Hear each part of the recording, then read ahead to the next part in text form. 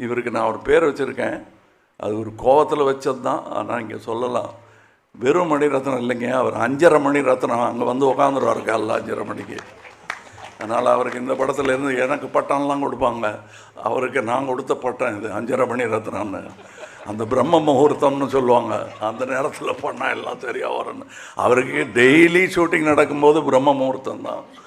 அது வந்து என்னை விட ஜாஸ்தி ரவி கேட்க தெரியும். ஏன்னா நான் 5:45 வந்தால் போதுன்னா அவர் 3:45 போகணும். ஸோ அதனால தான் அவர் ரகசியமாக சாரி சொல்லிக்கிட்டாரு. அதை நான் போட்டு உடச்சிட்டேன் உங்களுக்கு பின்னாடி.